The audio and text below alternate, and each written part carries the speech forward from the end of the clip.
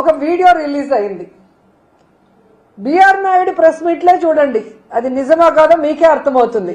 ఎందుకంటే ఆయన కోసం చాలా మంది ఆడవాళ్ళు తెగ మాట్లాడుతున్నారు.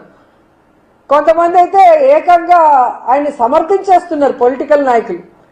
ఆయన ప్రెస్ మీట్ చూస్తేనే మీకు అర్థమైపోతుంది అది నిజమా కాదా అని. ఆయన మీద ఏఐ చేసి బ్యాడ్ చేయాల్సినంత అవసరం ఎవరికి కూడా లేదు. ఆయన అంత గొప్ప వ్యక్తి కూడా కాదనేది తెలుసుకోవాలి. రెండవది, ఆయన మాట్లాడిన మాటల్లో ఆ వీడియోలో తప్పే ఉంది. ఆ వీడియోలో ఉన్న ఆవిడ మాకు 25-30 సంవత్సరాలుగా మా అందరికీ ఒక మంచి రిలేషన్షిప్ ఉంది.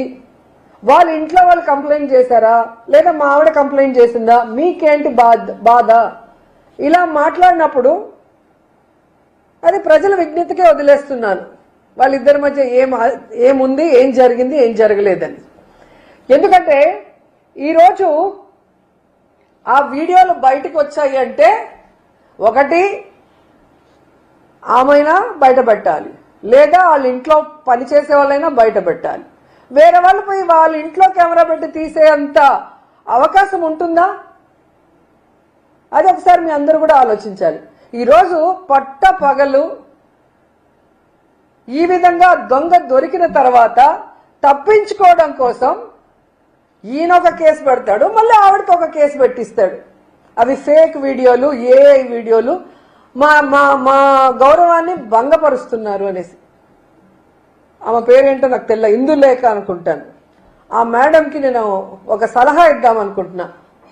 ఇందులేఖ మ్యామ్, ఇక్కడ ఎవరు మీ పరువు తీయలేదు.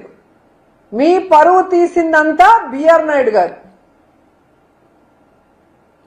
ఈరోజు మాకు ఇన్నేళ్ల సంబంధం ఉంది, వాళ్ళ ఇంట్లో వాళ్ళు ఏమనలేదు, మా ఇంట్లో వాళ్ళు కంప్లైంట్ చేయలేదు, అసలు దీంట్లో ఏం తప్పు ఉందని మాట్లాడి మీ పరువు తీసింది ఆయన మీద కేసు పెట్టండి. అది వదిలేసి ఎవరెవరి మీద కేసులు పెట్టామని మాట్లాడటం కరెక్ట్ కాదు. రెండవది, మీరు చూస్తే ఈరోజు ఇందులేఖ గారు 2019లోనే లెటర్ రాసినట్టుగా మీరు టీవీ మీడియాలో చూశారు, సోషల్ మీడియాలో అంతా కూడా. అది తెలుగుదేశం పార్టీ ఆఫీస్కి డైరెక్ట్ గా చంద్రబాబు నాయుడుకి, లోకేష్ కి రాశారు. మరి నిజం లేకపోతే మీరెందుకు లెటర్ రాశారు మేడం? అది మీ లెటర్ కానప్పుడు ఆ లెటర్ని మీద ఎంక్వైరీ చేయమనండి. ఆ లెటర్ అందిందా లేదా చంద్రబాబు నాయుడు చెప్పాలి, ఆ లెటర్ రాశారా లేదా ఇందులేఖ మేడం చెప్పాలి. చేయాల్సిన తప్పులన్నీ అందరూ చేసేసి ఎంతసేపు వైఎస్ఆర్సీపీ మీద దుమ్మెత్తి పోసేదానికి రెడీగా ఉంటారు.